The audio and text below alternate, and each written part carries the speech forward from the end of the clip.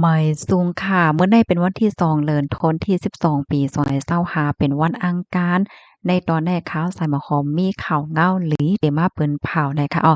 เจ้าจิ้วๆมาถ่อมข่าวเงาหลีค่ะเนาะให้เป็นบังกะลาหลีกว่าว่าดังใดค่ะนะแล้วก็มีผู้จ่ายไต้ก็หนึ่งค่ะเตอที่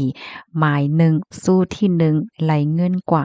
12ล้านบาทว่านะคะเมื่อวันที่1เดือนธันวาคมที่12ปี2025 ก็เป็นวันที่โรงปองจึงเมืองไทยออกค่ะเนาะก็มีผู้จ่ายไต้ค่ะผู้จ่ายไต้ก็ในเป็นก้นเหตุการณ์ตีเสียงขายเนื้อหมูตีในจะเว้งป่าสร้างเจตอนลำปุ้นนะคะมันจ่ายกามลีเสียวก็เตอทีหมายหนึ่งสู้ที่หนึ่งเนาะ2ไว้ค่ะ1ไว้แล้วก็จะเป็น6ล้านเนาะมันจ่ายซ้ำเติม2ไว้ในเสแลและรับเงินกว่าใน12ล้านบาทนะคะอันนี้ก็เป็นอันโหมโจมจอมบรรจาใหญ่ๆน้ำๆในคณะไหว้เสไอ้ก็เอ้ยเสก้นเหตุการณ์โฮมกันไล่โหดไล่หันยอก็เป็นอันโหมจมจอมบรรจายได้ว่าเนี่ยค่ะต่อถึงมือเลี้ยวคณะข้าเฮาเนี่ยก็จังหันตึกไล่โหข้อมูลบอกกันได้ก้อยเนี่ยค่ะเนาะแคบหางก็มีหนังตีอันเฮาค่ะหันในเย้าได้ค่ะนะพี่น้องค่ะด้วยค่ะซื้ออันที่มันใจนุงไว้ก็มีปลาหางจอมปิวไต้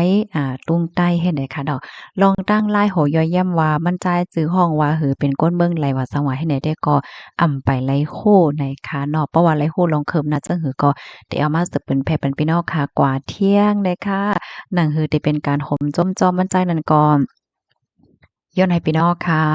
จากการสืบเผยแพร่แชร์กว่าเสกับในค่ะเนาะก็โหมจ้มๆเย็นนำกันนะพี่น้องค่ะรับถ่อมเย้าในอกในใจเป็นหือพวงในค่ะเนาะก็เตรียมไว้ไลน์ที่ในคอมเมนต์ในค่ะนะบางก็จะมีความถามว่าเอ๊ะเมื่อไรสิถึงวันเฮาหลานได้ในค่ะเนาะว่าไรกันนะกดสู่กามอันว่าได้เนาะเปิ้นว่าก้นเฮาคันได้หันโตหันกามเลยเนาะเพราะว่าไข่กามหลีมาก็กำหนึ่งก้วยเหย้าในค่ะนะย้อนให้พี่น้องพบปันแห้งขาวใส่หมอหอมกูก็เป็นผู้กามหลีกันเสกำค่ะเนาะบ่แล้วก็ย้อนลัดอีกหนึ่งค่ะข้อมูลอันนี้ค่ะเลยเปิดมาที่ห้องการข่าวเก้งใหม่ออกไว้ในค่ะเนาะเป็นข่าวใหญ่ค่ะเป็นข่าวใหญ่ออกไว้ในข่าวก็เปิดจังนั้นแหละค่ะในก็ขึ้นเอามาสืบเป็นแผ่นพี่น้องเฮาในค่ะเนาะโหมจ้มๆใหญ่น้ำในค่ะเนาะบ่อยสูงค่ะ